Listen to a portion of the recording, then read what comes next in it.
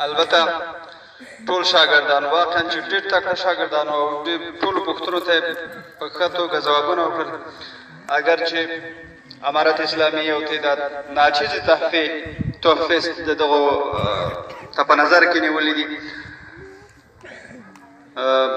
باید وویل شي چې ټول شاګردان زما په نظر باندې خو ټول اول نمبر شاګردانو، ځکه چې اکثریتو 99% د ټولو پوښتنو ته یې ځوابونه وویلې او د قدر وړ شاګردان دي. څوک دې نه خفه کېږي چې څوک اول شو څوک دویم شو. البته په انده کې یو وړه باریکۍ باندې هم دلته ورته په نظر کې نیول شوي چې باید څوک دویم او څوک اول، خو څوک دې نه خفه کېږي.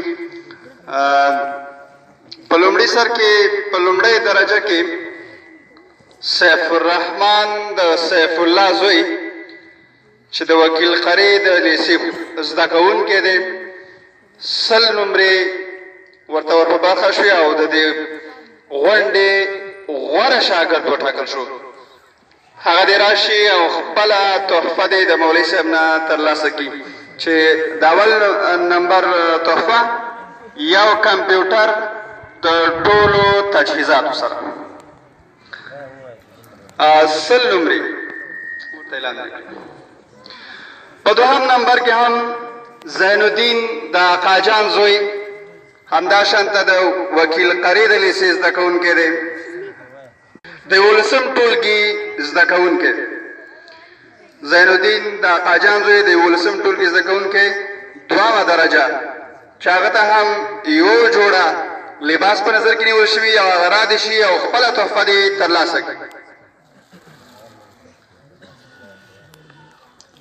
په درېیم نمبر کې ښایسته خان د نیک محمد زوی د 8 ټولګي زده کوونکی 98 نمرې اخیستې دي او رادې شي خپله تحفه چې یو جوړه لباس دی ترلاسه دې کړي.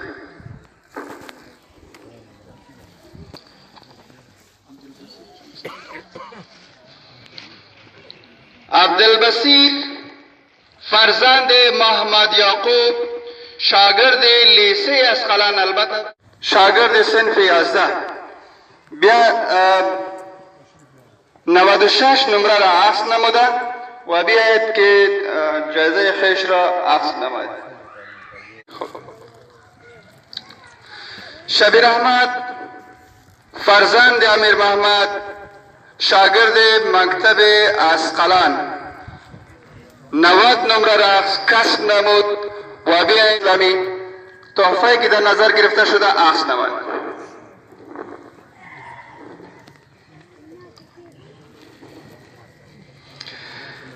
محمد جاوید فرزند شیرزمان شاگرد صنف 12 لیسه شینواری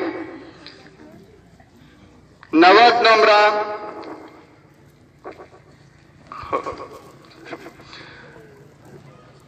عبدالمصدق فرزند فضل الرحمن لیسه سلطان غیاث الدین 94 نمرې اخیستې دي او رادې شي خپله.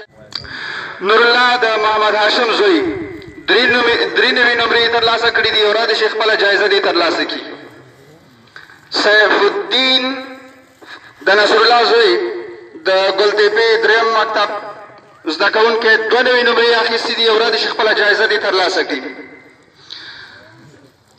همداشانته ښایسته ګل د نیک محمد زوی چې د ارباټاري د لیسې زده کوونکی دی 91 نمرې وړي دي او رادې شي خپله جایزه دې ترلاسه کړي. میر بادشاه د ګل پادشاه زوی د ګلتېپې 2 د مکتب زده کوونکی رادې شي خپله جایزه دې د محترم مولوي صاحب نه ترلاسه کړي. 90 نمرې اخیستې دي. سمیع الله فرزند قاری زلمی مکتب چمتېپې اول 89 نمره را کسب نموده و بیاید و جایزه خود را عکس نماید. محمد حسین فرزند محمد نسیم از مکتب درمن تپه بریده 95 نمره را عکس نموده و بیاید جایزه خیش را عکس نماید. همداشانته د ارشاد الله د سید حضرت زوی د مشوانی و مکتب د اسقلان اوسیدونکو 80 نمرې ترلاسه کړي دي او خپله جایزه دې ترلاسه کړي. فکر کوم همدومره شاګردانو دلته د امتحان واخیستل شو. د پروګرام د پای شیبې دي.